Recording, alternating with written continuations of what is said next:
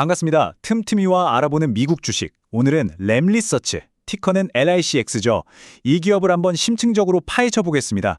요즘 시장 보면요, 정말 모든 이야기가 AI로 시작해서 AI로 끝나는 것 같아요. 그렇죠? 그런데 이 엄청난 AI 혁명이 가능하려면 뭐가 필요할까요? 바로 훨씬 더 작고 훨씬 더 강력한 반도체입니다. 그리고 오늘 우리가 살펴볼 램리서치는 바로 그 반도체를 만드는 데 꼭 필요한 장비를 공급하는 회사예요. 말하자면 AI 시대에 보이지 않는 설계자, 가장 확실한 수혜주 중 하나로 떠오르고 있는 거죠. 자, 오늘 이 기업이 기술 패권 경쟁이라는 거대한 소용돌이 속에서 과연 어떤 기회를 잡고 또 어떤 위험을 마주하고 있는지 아주 깊숙이 들여다보겠습니다. 램리서치의 CEO 팀 아처가 한 이 말이 모든 걸 설명해 줍니다. AI의 성능은 결국 반도체가 결정하고요. 그 반도체의 성능은 바로 게이트 올 어라운드, GAA나 첨단 패키징 같은 차세대 기술에 달려 있다는 거죠. 이걸 아주 쉽게 설명하자면요. GAA라는 건 전력 효율을 끝까지 끌어올리는 기술이고 첨단 패키징은 여러 개의 칩을 마치 하나처럼 꽉 묶어서 데이터 처리 속도를 말 그대로 폭발시키는 기술입니다. 그러니까 GPU나 HBM 같은 AI의 심장을 만드는 데 필요한 가장 정교하고 까다로운 공정, 바로 그 한가운데에 램리서치가 딱 서 있다는 뜻입니다. 자, 그럼 이 시장이 얼마나 크냐? 2025년이 되면요, 반도체 장비 시장 규모가 무려 1,000억 달러에 이를 걸로 보입니다. 우리 돈으로 환산하면 약 130조 원. 정말 어마어마하죠? 이게 바로 램리서치가 뛰고 있는 운동장의 크기입니다. 이 거대한 시장 자체가 램리서치의 성장 잠재력이 얼마나 큰지를 보여주는 가장 확실한 지표라고 할 수 있겠습니다. 네, 그래서 오늘 리포트에서는요, 먼저 램리서치가 가진 아주 독특한 사업 모델을 한번 뜯어볼 거고요. AI라는 이 강력한 성장 엔진과 또 지정학적 리스크라는 동전의 양면을 모두 살펴보겠습니다. 그리고 마지막으로 2026년 이후의 미래는 어떨지 그 로드맵까지 한번 그려보겠습니다. 그럼 바로 시작하겠습니다. 자, 첫 번째 순서입니다. 바로 곡괭이와 삽 비즈니스 모델. 도대체 램리서치는 어떻게 돈을 버는 걸까요? 이 치열한 반도체 산업 경쟁 속에서 어떻게 이렇게 안정적으로 수익을 내는지 그 핵심 구조를 지금부터 아주 자세히 설명해 드릴게요. 램리서치를 가장 잘 표현하는 비유가 바로 이거죠. 골드러시 때 돈 번 사람은 금 캐던 광부가 아니라 곡괭이 팔던 사람이었다. 다들 들어보셨죠?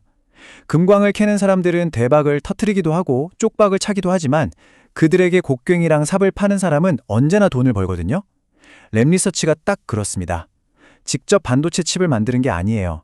대신에 삼성전자나 TSMC 같은 회사들이 최첨단 칩을 만들 때 없어서는 안 될 바로 그 핵심 장비와 솔루션을 파는 겁니다.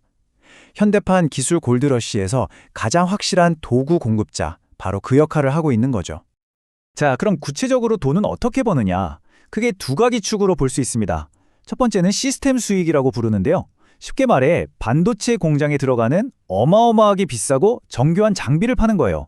이게 바로 아까 말한 드릴에 해당하죠. 근데 진짜 중요한 건 사실 두 번째입니다. 바로 고객 지원 관련 수익. 이게 뭐냐면요, 장비 한 번 팔고 땡이 아니라는 거예요. 전 세계에 이미 깔려있는 장비가 무려 9만 6천 개나 되는데 이 장비들이 항상 최고의 성능을 내도록 계속해서 부품도 갈아주고 업그레이드도 해주고 유지보수도 해주는 거죠. 이거 마치 프린터는 좀 싸게 팔고 비싼 잉크로 계속 돈 버는 거랑 비슷하달까요? 아니면 매달 구독료를 받는 것처럼요. 아주 안정적이면서도 마진이 높은 정말 강력한 수익 모델, 하나의 생태계를 구축한 셈입니다. 그럼 이 많은 돈을 어디서 벌어들이고 있을까요? 이 지도를 보시면 아주 중요한 점이 보입니다. 바로 지역적인 편중이죠. 전체 매출의 34%가 중국에서 나오고요. 한국하고 대만까지 더하면 무려 75%가 동아시아 이 세 지역에 집중되어 있습니다. 이게 아시아 시장의 성장에 제대로 올라탔다는 강점이기도 하지만 동시에 잠시 후에 저희가 분석할 지형학적 리스크의 가장 큰 원인이 되기도 합니다. 이 부분은 꼭 기억해 두셔야 합니다. 좋습니다. 이제 램리서치의 밝은 면, 그러니까 성장 가능성을 뒷받침하는 구체적인 숫자와 기술력을 한번 살펴보겠습니다.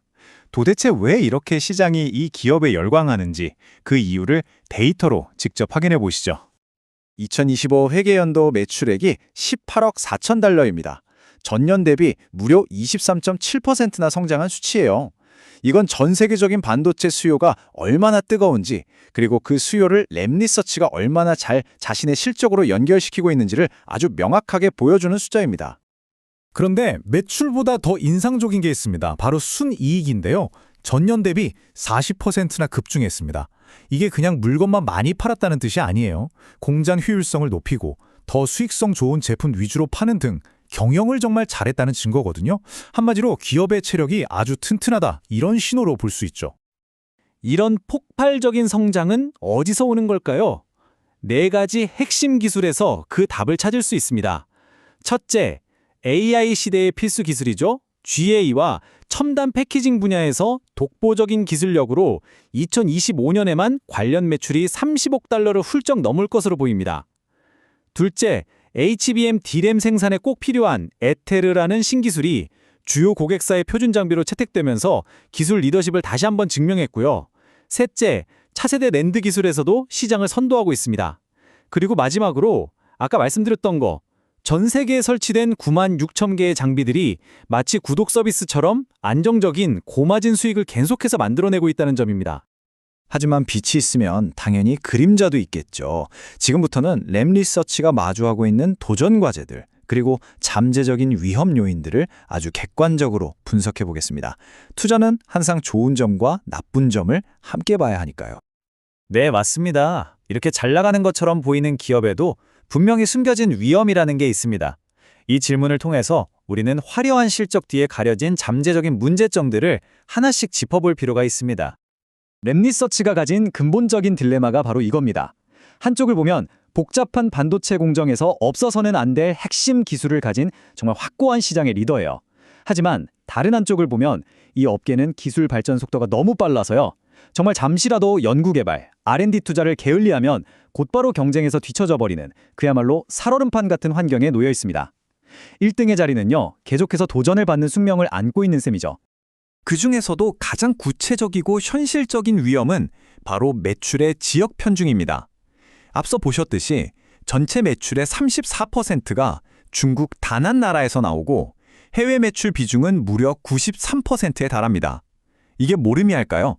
바로 미중 무역 갈등 같은 지정학적 변수에 기업의 실적이 직접적으로 노출되어 있다는 뜻입니다. 자, 그럼 만약에 이런 시나리오가 진짜 현실이 된다면 어떻게 될까요? 한번 상상해보죠. 예를 들어서 미국 정부가 갑자기 중국에 대한 반도체 장비 수출 지금보다 훨씬 더 빡빡하게 통제하겠다, 이렇게 선언했다고 칩시다. 그럼 어떻게 될까요? 당장 램리서치 전체 매출의 3분의 1 이상이 직격탄을 맞게 되는 겁니다. 이런 갑작스러운 정책 변화 하나가 회사 재무 상태에 정말 심각한 타격을 줄 수 있다는 거죠.